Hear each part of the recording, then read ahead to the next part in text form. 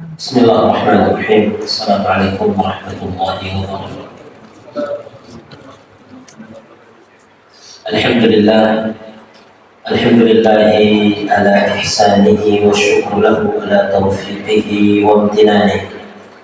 أشهد أن لا إله إلا الله وحده لا شريك له توحيدا لربوبيته وتعظيما لشأنه، وأشهد أن محمدا عبده ورسوله وصفيه من عباده عليه أفضل الصلاة وأتم التسليم. Ikhwas sekalian yang dirahmati Allah Subhanahu wa taala. Alhamdulillah, segala puji hanya milik Allah. Kesempatan ini meskipun dalam cuaca yang hujan gerimis, Allah Azza wa Jalla mudahkan langkah kita untuk bisa sampai ke dalam rumahnya, untuk kita melaksanakan sholat maghrib secara berjamaah. Kemudian kita lanjutkan dengan pengajian untuk kita tafakkur fiddin hingga datangnya waktu Isya.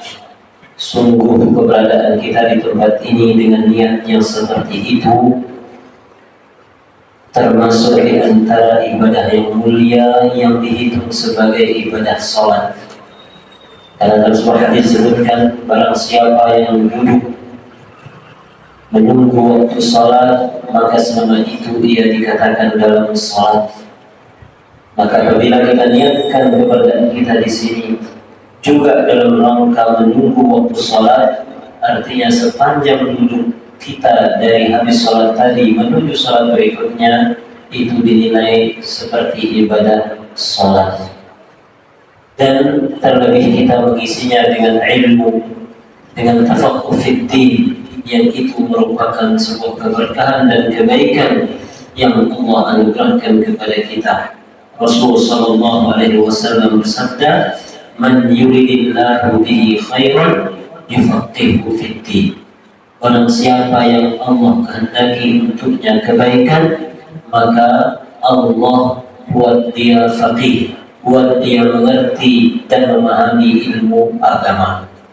Salawat dan salam semoga senantiasa terlimpahkan kepada Nabi kita yang mulia, Nabi Muhammad sallallahu alaihi wasallam,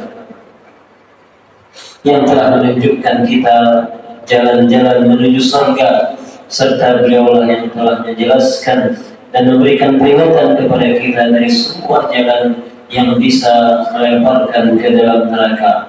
Beliau bersabda, "Ma baqiya syai'un yuqarribukum ilal jannati wa yub'idukum 'anil nar illa mutabbayyin lakum." Tidak ada yang tersisa dari perkara-perkara yang akan mendekatkan kalian ke surga atau perkara yang bisa menjauhkan kalian dari neraka, melainkan semua telah dijelaskan untuk kalian. Ikhwas sekalian rahimani wa rahimakumullah, kita akan lanjutkan pembahasan kita dalam kitab Al-Usul Ats-Tsalatsa, 3 landasan utama, 3 pokok dasar yang harus kita ilmui. 3 dasar tersebut adalah: pertama, kewajiban kita mengenal Allah; yang kedua adalah mengenal agama Islam; dan yang ketiga adalah mengenal Nabi kita Muhammad sallallahu alaihi wasallam. Setiap muslim tidak layak kiranya untuk mereka jauh dari 3 hal ini. Mereka wajib mengenal siapa Rabb mereka, siapa Nabi mereka, dan agama Islam yang mereka anut dan percaya ini hendaklah mereka juga mengenalinya, memahaminya berdasarkan dalil-dalil syar'i. Dan 3 perkara ini menjadi pertanyaan perdana malaikat di alam kubur kelak. Man rabbuka wa man nabiyyuka wa ma dinuka? Siapa Tuhanmu, siapa nabimu, dan apa agamamu? Dan semuanya ini jawabannya mudah dan bisa dihafal. Tetapi untuk bisa menjawabnya tidak semudah menghafal jawaban itu. Dia kembali kepada bagaimana kita akidah kita kepada Allah, bagaimana amaliyah kita, bagaimana ibadah kita, bagaimana tauhid kita kepada Allah Subhanahu wa Ta'ala. Dan kita telah masuk dalam al-aslu al-awwal, landasan-dasar yang pertama, yaitu mengenal Allah Subhanahu wa Ta'ala, ma'rifatul abdi rabbahu. Ya, seorang hamba harus mengenal siapa Tuhannya, siapa Allah Subhanahu wa Ta'ala. Kita sampai pada ayat dalam surat Al-Baqarah. Al-Baqarah ayat 21 dan 22. Yang dimana ayat ini adalah ayat tentang tauhid, ya, dan dia adalah perintah pertama yang ada di dalam Al-Quran,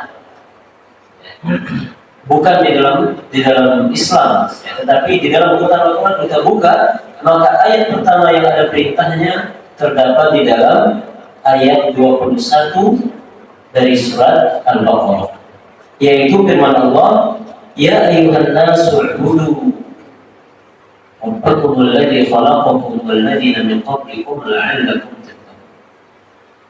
Yang artinya, wahai sekalian manusia, u'budu, beribadahlah. Ini perintah untuk beribadah. Dan ini awwalu amrin fil mushaf. Ini adalah perintah pertama yang ada dalam urutan Al-Quran, yaitu perintah untuk beribadah. Beribadah hanya kepada Allah. Rabbakum, Allah Tuhan kalian, wal alladzi khalaqakum, Allah yang telah menciptakan kalian dan orang-orang sebelum kalian. Seolah ada pertanyaan, kenapa kami harus beribadah hanya kepada Allah? Maka Allah sebutkan, karena Allah yang menciptakan kalian, karena Allah juga menciptakan orang-orang sebelum kalian. Ini perintah kepada Allah Subhanahu wa Ta'ala untuk kita beribadah. Yang dimana ibadah artinya adalah ismun jami'un, sebuah istilah yang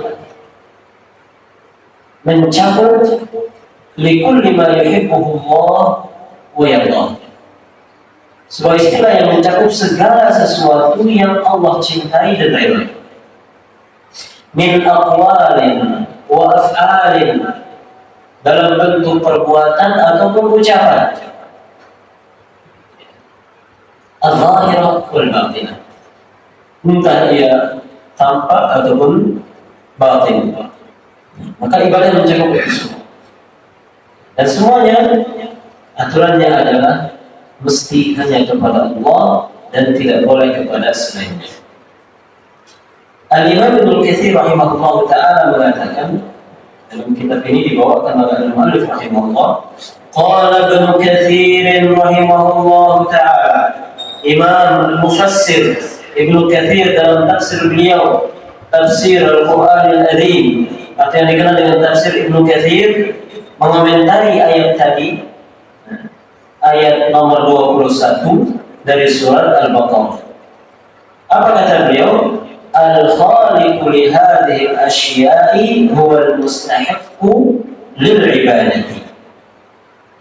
Yang artinya, al-khaliqu li hadhihi al-asya', yang menciptakan segala-gala ini, segala sesuatu ini, ya, huwa al-mustahiqqu lil-ibadah.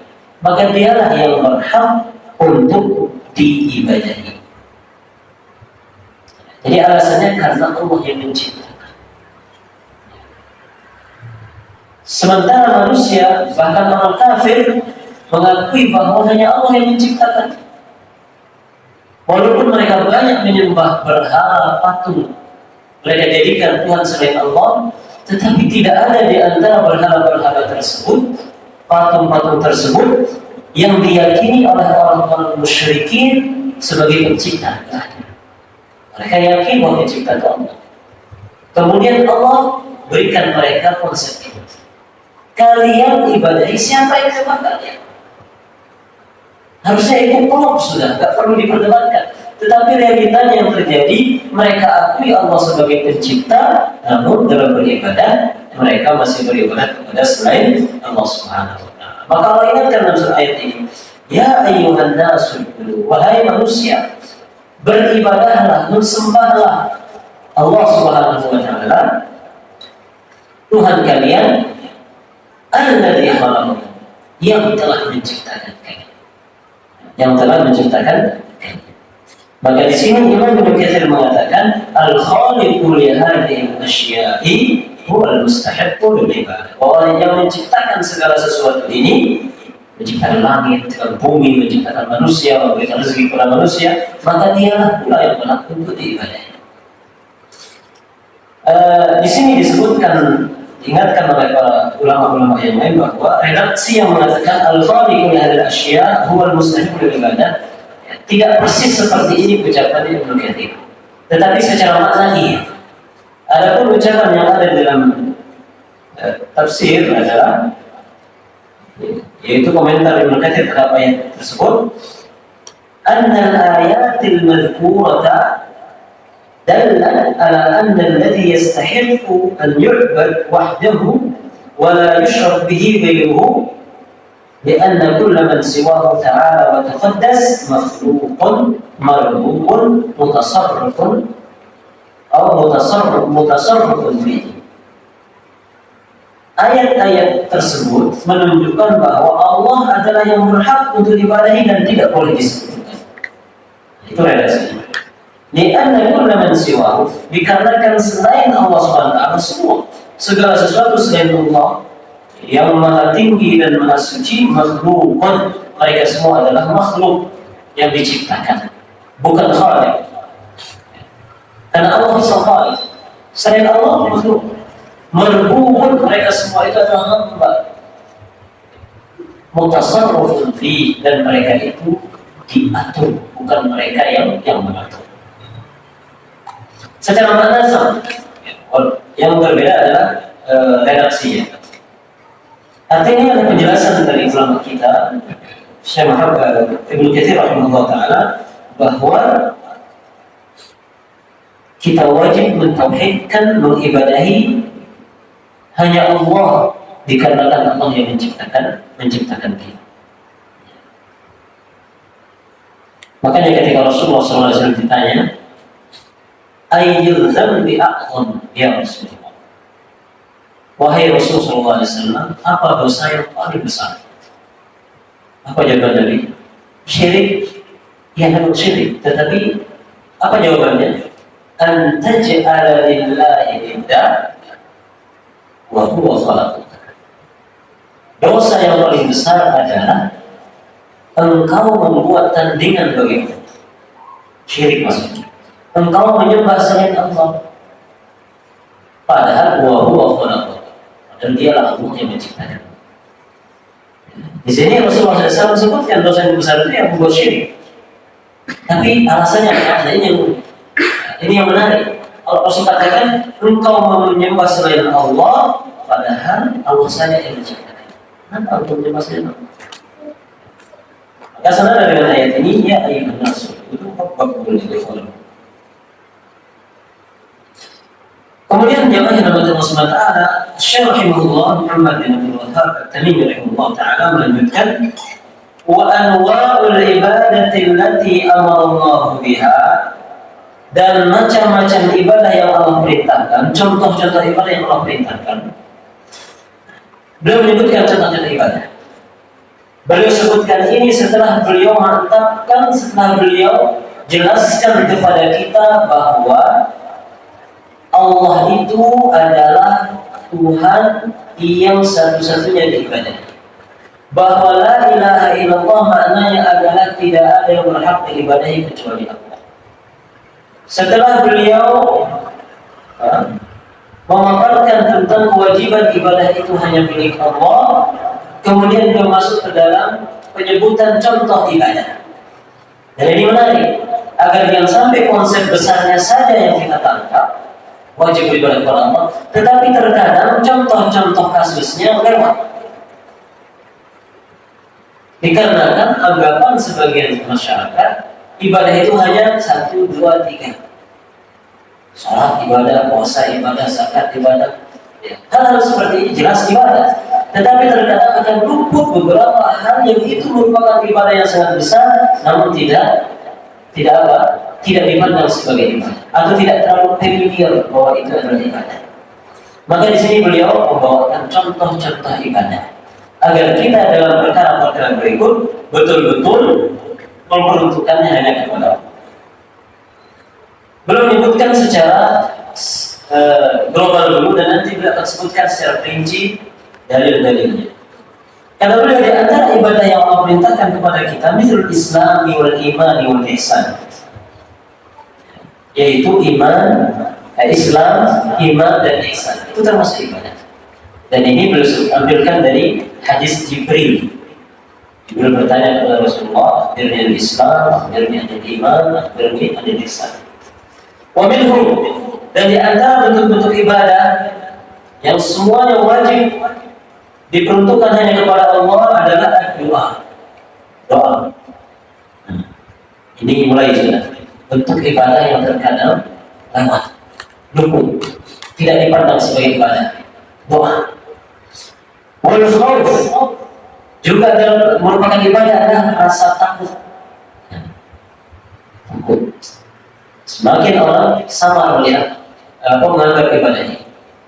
Wal raja, berharap juga demikian, itu ibadah. Wal tawakkul, bertawakal, menggantungkan diri, menggantungkan nasib pada Allah, itu adalah ibadah. Wal raghbatu, rasa harap, cinta. Wal rahbatu, rasa takut. Wal khusyu, juga ibadah. Wal khasyah, takut. Nanti ada perbedaan antara khawf, rahbah, khasyah. Tiga-tiga ya, kata ini ada satu, yaitu takut, tetapi memiliki detail perbedaan. Wal inabah, bertaubat. Wal isti'anah, meminta pertolongan, itu ibadah. Wal isti'anah, meminta perlindungan. Wal istighatsah, meminta pertolongan juga. Wal zabhu, menyembelih, ibadah. Wal nazar, demikian juga nazar. Semua perkara-perkara tadi itu contoh ibadah. Beringatkan kita tentang hal ini. Karena banyaknya orang yang terlewatkan dari hal ini. Mereka tahu konsep besarnya ibadah itu milik Allah, nggak boleh menyembah selain Allah. Tetapi dalam realitanya, ibadah-ibadah yang disebutkan tadi ternyata banyak diperuntukkan pada selain Allah. Seperti berdoa misalnya. Masih saja kita menemukan orang Islam berdoa kepada selain Allah, meminta kepada Allah. Takut misalnya, masih banyak kita temukan orang yang takut luar biasa kepada benda-benda, pada jin, pada batu. Demikian meminta pertolongan ketika dalam kesulitan, ya, menganggap keselamatannya ada di benda tertentu, atau di sapu, atau di jimat. Ini bentuk-bentuk apa? Penggantungan nasib keselamatan, ya, kepada selain Allah SWT. Kalau orang itu sadar bahwa itu adalah ibadah, dan dia tahu ibadah itu tidak boleh kecuali hanya untuk Allah, maka tentunya tidak ada fenomena seperti itu. Tidak ada orang nyimpen barang antik untuk menyelamatkan dirinya. Tidak ada orang nyimpen foto ustadznya atau kiainya untuk menyelamatkan dirinya. Karena hal tersebut bentuk apa? Menggantungkan keselamatan kepada selain Allah Subhanahu wa taala. Wa ghairu dzalika min anwa'il ibadah, dan yang lainnya juga dari jenis-jenis ibadah. Artinya ibadah itu tidak hanya yang saya sebutkan, tetapi juga ada jenis-jenis yang lain. Allati amarahu biha kulluha lillah, yang dimana seluruhnya Allah perintahkan hanya untuk Allah saja, itu semua dilakukan. Kemudian beliau menyebutkan dalil secara umum kewajiban beribadah kepada Allah dan larangan menyembah selain Allah. Lantas setelah itu beliau menyebutkan detail perdalil dari semua item-item ibadah tadi.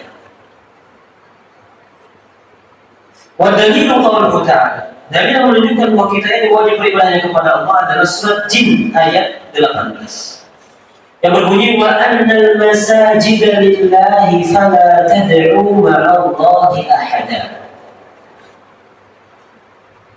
Nah, pertanyaan di luar temanya. Perlu nggak kita sebelum membaca ayat dalam pengajian, dalam ceramah, kita bera'udzubillahi minasyaitonirrajim atau bismillahirrahmanirrahim dulu? Atau langsung saja kayak tadi? Nah, secara aturan membaca Al-Quran, maka diharuskan membaca ta'awudz, a'udzubillahi minasyaitonirrajim. Mau di awal atau di tengah surat.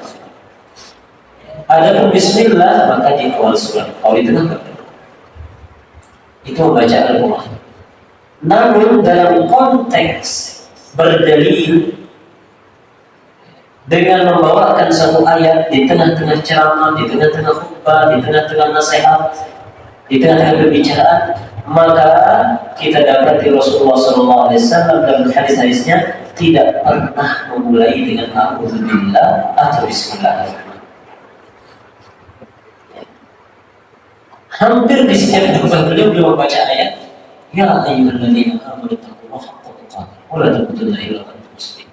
Tidak ada dalam riwayat hadis mengatakan Rasulullah SAW memulainya dengan a'udzubillahi minasyaitonirrajim, bismillahirrahmanirrahim, ya ayyuhalladzina amanu taqullaha haqqa tuqatih. Atau dalam hadis-hadis yang lain kita tidak temukan Rasulullah SAW ketika menyebutkan sebuah ayat dalam nasihat-nasihat beliau memulainya dengan a'udzubillah. Maka konteksnya berbeda. Ketika kita membaca Al-Quran, ya, ambil mushaf, ya sudah kita mulai dengan aturannya, yaitu a'udzubillahi minasyaitonirrajim. Tetapi tatkala itu sekedar terjadi potongan ayat di tengah-tengah khutbah misalnya, maka tidak perlu mengucapkan a'udzubillahi minasyaitonirrajim. Justru kalau kita lazimkan dan haruskan orang, maka kita artinya sedang menyuruh orang untuk melakukan ibadah tertentu, butuh dalil. Karena ketika kita mengatakan kalau baca Quran wajib membaca a'udzubillah, ada dalilnya. Quran yang memerintahkan. Wa idza qara'ta al-Quran fasta'idz billah. Bila kalian membaca Al-Quran maka berta'awudzlah kepada Allah dari syaitan. Ada perintah. Tetapi dalam potongan ayat di tengah khutbah atau ceramah tidak ada yang demikian, bahkan contoh Nabi juga tidak membaca ta'awudz atau basmalah. Baik, itu di luar tema. Kita lanjutkan. Dalil pertama yang beliau sebutkan tentang kewajiban beribadah hanya kepada Allah dan tidak boleh memberikan ibadah atau melakukan ibadah kepada selain Allah. Al-Surat Al-Jin ayat 18. Allah Ta'ala berfirman, wa annal masajida lillahi fala tad'u ma'allahi ahada. Yang artinya sesungguhnya masjid itu milik Allah. Masjid-masjid itu milik Allah. Fala tad'u ma'allahi ahada. Maka janganlah kalian berdoa kepada selain Allah. Yang pertama, al-masajid. Kata-kata masajid itu jamak dari masjid. Berarti kita masjid. Tetapi oleh para ulama di sini masajid memiliki dua makna dan dua-duanya bisa. Selama dua makna ini tidak bertentangan, dan kata yang di situ mencakup dua makna tersebut, maka dua-duanya bisa dipakai.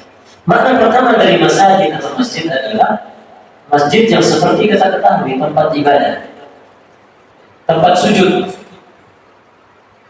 Makna kedua adalah anggota sujud. Kepala, hidup, dua tangan, dua lutut, dua kaki. Masjid. Allah katakan wa annal masajid, bahwa masjid-masjid itu milik Allah. Allah yang punya tempat ini. Sebenarnya Allah juga yang memiliki anggota sujud ibadah kita. Fala tad'u ma'allahi ahada. Maka janganlah kalian berdoa kepada selain Allah Subhanahu wa taala. Di sini poinnya, larangan jangan berdoa kepada selain Allah. Tidak boleh beribadah kepada selain Allah Subhanahu wa taala. Ada momen disebutkannya masajid, apakah kemudian kita pahami artinya tidak boleh beribadah kepada selain Allah itu hanya di masjid saja? Kalau di luar masjid berarti boleh-boleh saja? Tidak begitu. Penyebutan masjid di sini adalah bukan untuk menyatakan tempat ini saja kita harus bertauhidkan, tidak. Tetapi yang menjadi poinnya adalah fala tad'u ma'allahi ahad. Jangan berdoa, jangan menyembah kepada selain Allah Subhanahu wa taala. Allah katakan bahwa masjid-masjid itu tempat ibadah milik Allah, maka jangan kalian beribadah kepada siapa, baik di dalam masjid ataupun di luar masjid. Yang lebih parah lagi, di dalam masjid mintanya kepada selain Allah Subhanahu wa taala. Ada banyak. Bahkan di dalam masjid diadakan fasilitas untuk peribadatan kepada selain Allah. Diadakan apa? Tempat untuk menyembah selain Allah. Seperti apa? Seperti mengubur di dalam masjid. Entah siapa pun yang dikubur. Mau yang mewakafkan masjid, mau ustadz besar di kampung tersebut, atau kiai pesantrennya akhirnya dimakamkan di dalam masjid. Masjid itu untuk beribadah mentauhidkan Allah, bukan sebaliknya justru untuk mensyukur kepada Allah atau membuat fasilitas yang itu memudahkan orang untuk bersyukur kepada Allah Subhanahu wa taala. Allah telah kaum yang dimana mereka menjadikan kuburan para nabi sebagai masjid. La'anallahu al-yahuda wan nasara ittakhadhu qubur anbiya'ihim masajid. Allah la'ana orang Yahudi dan Nasara. Kenapa? Disebabkan mereka menjadikan kuburan para nabi sebagai masjid. Para nabi. Maknanya bisa dipelajari. Menjadikan kuburan para wali sebagai masjid, menjadikan kuburan para kiai sebagai masjid, menjadikan kuburan para ustadz sebagai masjid. Sama saja. Bahkan mungkin Yahudi masih lebih terhormat. Kenapa? Mereka menjadikan kuburan siapa? Kuburan para nabi. Jelas kalau saya terkata, walaupun dia syirik, tetapi mereka pilih-pilih. Adapun kita, sebagian dari masyarakat kita tidak pilih. Bahkan terkadang yang dikubur orang yang jelas, yang masa hidupnya tidak jelas, hanya kalau diputuskan. Akhirnya kuburan yang dibuat di dalam masjid. Maka ayat ini sangat menohok kita semua, terutama orang-orang yang mengagungkan kuburan sehingga kuburan itu dijadikan di dalam masjid, atau masjid dibangun di atas kuburan. Dua fenomena yang terjadi. Entah masjid sudah ada, kemudian ada yang meninggal tokoh besar dikuburkan di masjid, atau sebaliknya, belum ada masjid, tokoh besar dikuburkan, setelah itu dikuburkan masjid. Dua-duanya kena. Penyebab datangnya laknat Allah Subhanahu wa taala, dan itu wasilah yang sangat-sangat potensial menuju kesyirikan. Hampir di semua tempat. Ya. Bila sudah seperti itu kondisinya, kumpul di dalam masjid, ya, siap-siap. Mulai pelan tapi pasti kesyirikan akan terjadi. Makanya sejak Islam ini muncul perkara seperti ini sudah diperingatkan keras oleh Nabi SAW. Ya, jangan sampai kita terjadi. Makanya di awal Islam ziarah kubur aja dilarang, jangan. Ziarah kubur dilarang. Kenapa? Karena sangat kental hubungannya dengan ritual kesyirikan. Ziarahnya. Yang kemudian Rasulullah mengizinkan, "Kuntu nahitukum an ziyaratil kubur fasullah." Dulu aku larang kalian ziarah kubur, sekarang. Dan itu termasuk siasat syariah, ya, politik syar'i dalam syariat. Yang dimana Rasulullah SAW di awal Islam melarang orang ke kuburan karena mereka masih kental dengan ritual jahiliyah kesyirikan zaman itu. Maka merupakan sikap hikmah dan bijak ketika itu dilarang. Supaya orang punya sekat dari ritual-ritual itu. Setelah akidah mantap, ya, setelah para sahabat memiliki, ya, benteng keyakinan yang kuat, tawakal yang kuat, jauh daripada amal kesyirikan, oleh Rasulullah SAW dan ziarah kubur itu ada manfaat. zina kubur dilarang, apalagi yang lebih parah, yaitu apa? Kuburan di dalamnya masjid. Dan ajibnya jamaah, ajib yang mengiris hati. Justru perkara yang sudah dilarang tegas dari awal Islam sampai akhir hayat Rasulullah SAW, justru itu yang semarak sekarang. Semarak ya Masya Allah. Mengatasnamakan cinta Rasul, mengatasnamakan cinta ulama, cinta kiai, cinta waliullah, awliyaullah. Tetapi perbuatannya adalah perbuatan yang mengundang laknat Allah Subhanahu wa Ta'ala. Allah katakan wa annal masajid lillahi fala tad'u ma'allahi. Masjid-masjid itu rumah Allah, maka jangan kalian berdoa meminta kepada selain Allah. Ini tempat untuk mentauhidkan Allah. Itu kalau kita maknakan masjid di sini adalah tempat ibadah. Demikian juga dengan anggota badan, bahwa anggota sujud ini milik Allah yang menciptakannya. Walaupun itu sekarang ada di badan kita, tetapi Allah yang memberikan. Maka Allah mau apa-apakan, Allah bebas, milik Allah. Allah buat dia menjadi sehat, atau Allah jadikan dia sakit, terserah. Kita nggak boleh protes. Allah jadikan dia sempurna jumlahnya, atau Allah jadikan dia kurang misalnya, atau orang punya tangan sebelah saja, atau butuh dua-duanya, terserah Allah yang memiliki. Ya, kita nggak boleh protes. Kita bersyukur terhadap yang Allah berikan. Semuanya itu milik Allah, maka jangan kalian beribadah kepada selain Allah. Ya. Semua. Ya, berarti ini mengenai kita semua, dimanapun kita berada.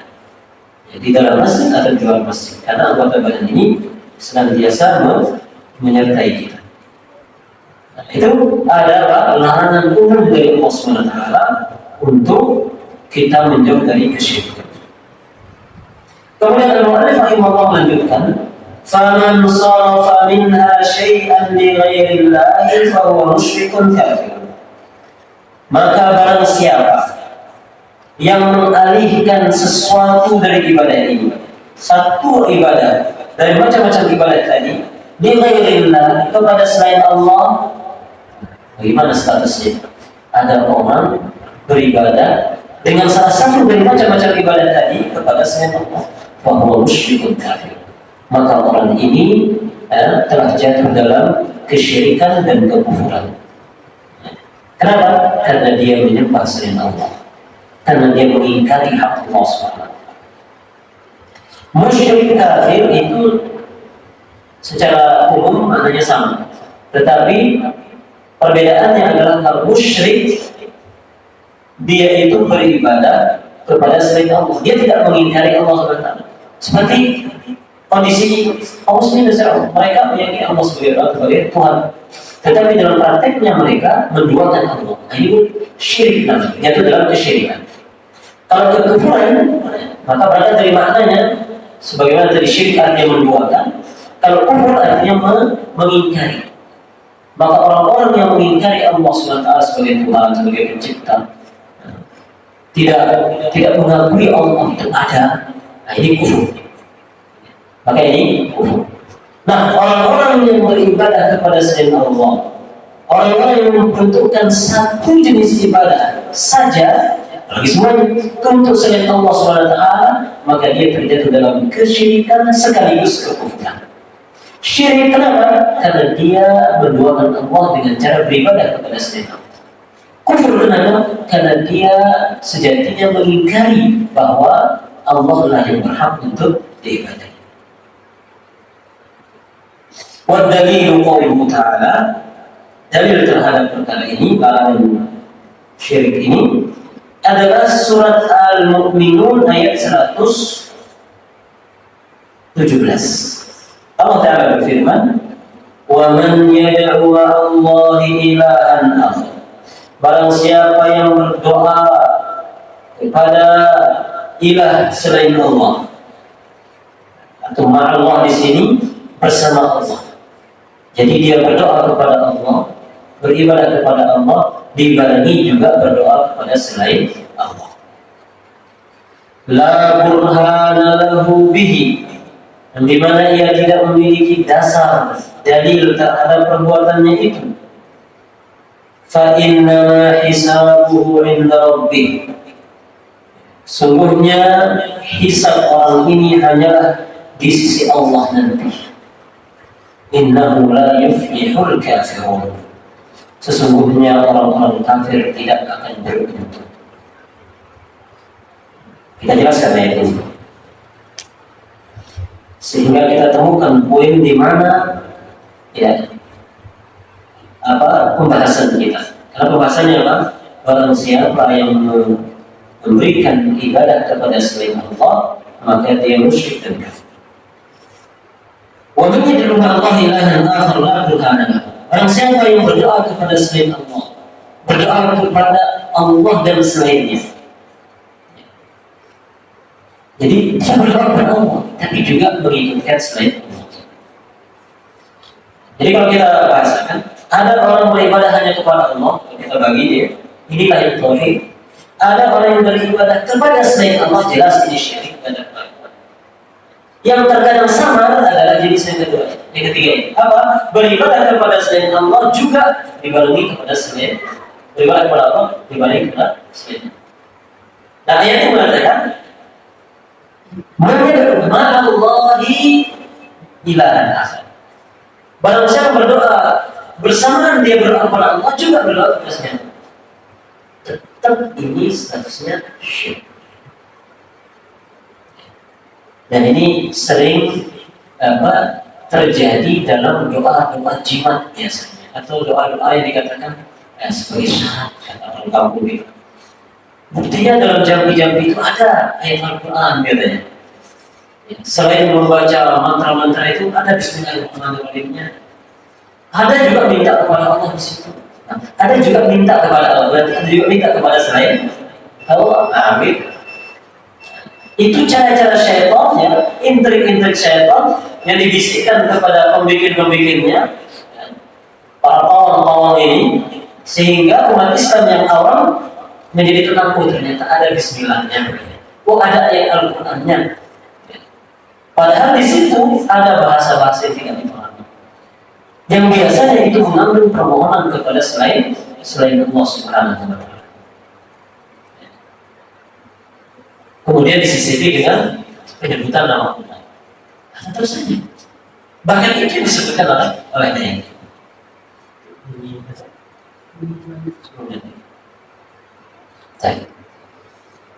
Jadi secara spesifik ayat ini menegur atau justru menjelaskan apa-apa yang selama ini menjadi kerancuan di sebagian masyarakat kita, yang selalu tenang dalam membaca jambi-jambi mereka. Ketika di dalam jambi-jambi itu ada campuran ayat, atau ada penyebutan nama Allah, atau ada istilah, ada juga kita minta kepada Allah di situ.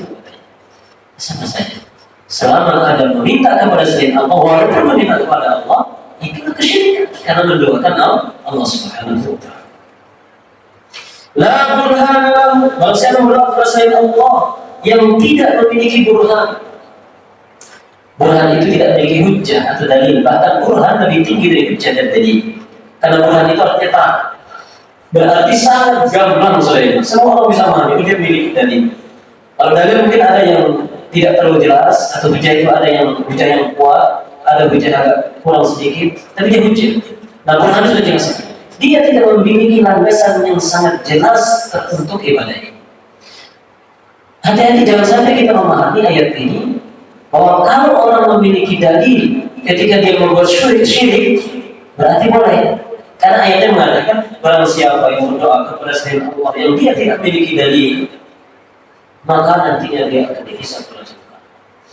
Berarti kalau ada dalil ada peluang. Tidak begitu. Jadi ada istilah dalam nas-nas kita itu adalah kaidun laisa qaidan innama huwa kashifan. Ini bukan syarat, tetapi ini adalah penjelasan keumuman atau realitas yang terjadi. Apa maksudnya bukan syarat? Kalau dia syarat, berarti ketika syarat itu ada akan berbeda hukumnya ketika dia tidak ada. Misalnya, saya akan memberikan bantuan kepada orang yang miskin misalnya. Berarti syaratnya apa? Miskin. Maka ketika ada syarat ini berarti hak orang itu berhak untuk mendapatkan bantuan saya. Oh ya miskin. Ketika syarat tidak ada, berarti orang itu tidak berhak mendapatkan bantuan. Maka itu syarat. Tetapi terkadang penyebutan seperti itu bukan dalam rangka syarat, tetapi dalam rangka apa? Menyebutkan sifatun kasyifatun, sebagai sebuah penjelasan tentang realita. Bahwa apa? Orang-orang yang berdoa kepada selain Allah, memang realitanya tidak ada mereka memiliki dalil. Tidak ada memiliki dalil.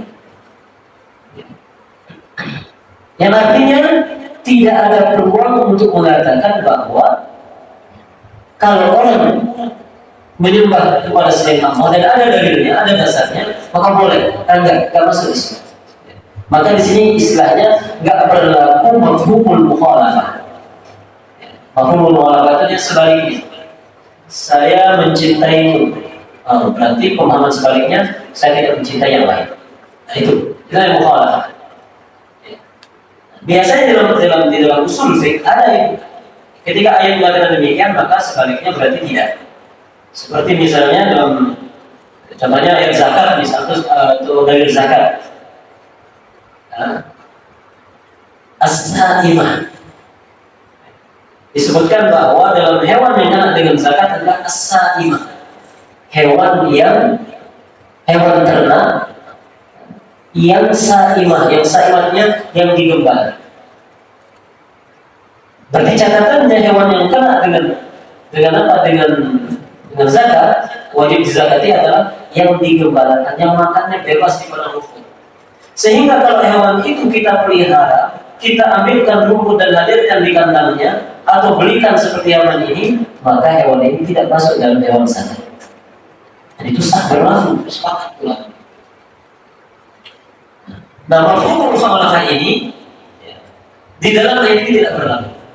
Karena kalau kita berlakukan dia, artinya apabila ada bunyi ayat yang mengatakan janganlah berdoa kepada selain Allah, orang-orang yang berdoa kepada selain Allah yang tidak memiliki dalil, maka akan dihisab oleh Allah. Artinya kalau orang berdoa kepada selain Allah tidak akan dihisab. Tidak berlaku yang demikian. Kenapa?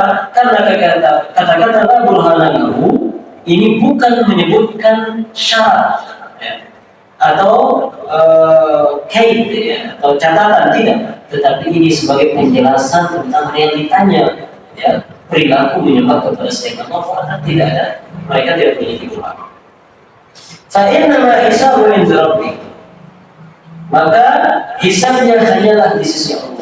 Dan hisab di sini adalah dimaksud hisab yang sesungguhnya. Karena hisab itu ada istilah hisabun yasir. Hisab yasir itu orang-orang beriman yang amalnya saleh, yang kemudian mereka dihisab, hisabnya ringan. Bagaimana? Dia sedang diperlihatkan amal-amalnya dahulu. Setelah diakui, Allah katakan, dulu di dunia aku tutup aib kalian, di akhirat aku pun ampuni dosa kalian. Sudah dibebaskan. Itu hisabun yasir. Atau hisabul amal. Hisab untuk penampakan saya. Setelah itu tidak dilakukan lagi. Nah, ada hisab yang sesungguhnya.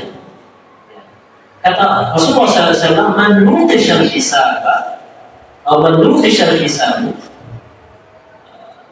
hisab. Man nuqishal hisab, udzib." Barang siapa yang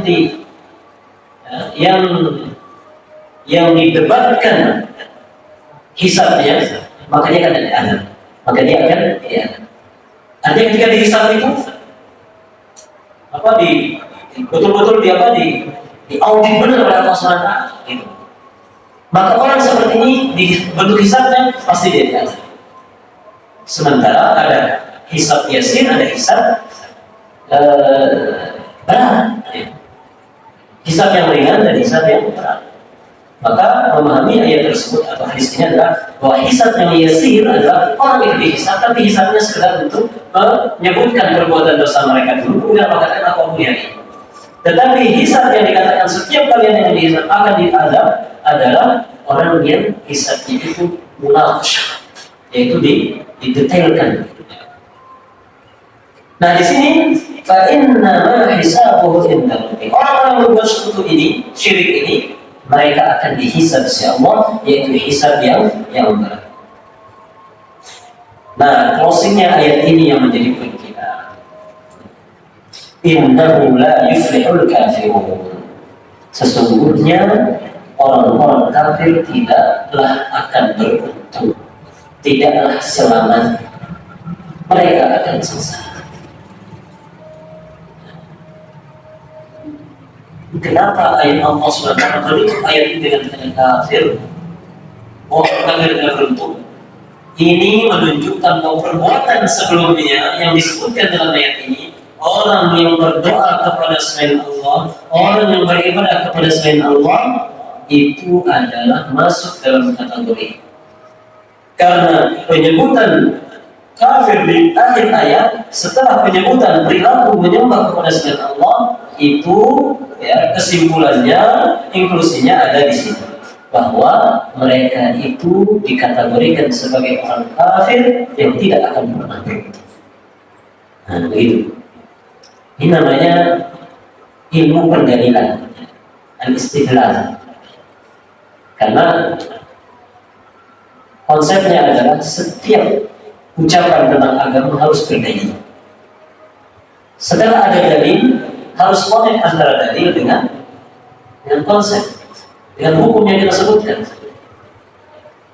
Nah itu ada dijelaskan atau ada dipelajari dalam istilah wajh istidlal, cara pendalilan. Jangan sampai menyebutkan hukum terus dalilnya nggak tahu kemana. Kita wajib berbakti kepada orang, dalilnya Allah Ahad. Nah kita melihat. Tapi kalau kita mengatakan kita wajib untuk mentauhidkan Allah Subhanahu wa taala, dalilnya apa? Wa ma khalaqtul jinna wal insa illa liya'budun. Nah, itu namanya wajib istidlal. Jadi dalilnya apa? Bahwa ayat ini surat Al-Mu'minun ayat 117, ini akhir surat. Yang dimana Allah mengatakan, barang siapa yang berdoa kepada selain Allah yang tidak memiliki dalil, maka dia akan dihisab oleh Allah Subhanahu wa taala, dan orang-orang kafir tidak beruntung. Nah, menunjukkan bahwa orang-orang yang berdoa kepada selain Allah masuk dalam kategori kafir. Itu beratnya berdoa kepada selain Allah Subhanahu wa taala. Baik, ya. Insyaallah minggu depan kita akan masuk ke dalam rincian dari contoh-contoh ibadah tadi yang diurai oleh muallif dan juga dijelaskan oleh para ulama, ya, pengertiannya beserta dalil masing-masing terhadap ibadah tersebut. Apa dalil Islam? Apa dalil berdoa itu ibadah? Apa dalil takut itu ibadah? Apa dalil takut itu ibadah? Apa dalil harap cemas dan itu ibadah semua? Nah itu akan disampaikan atau diurai dalam pembahasan berikutnya insyaallah.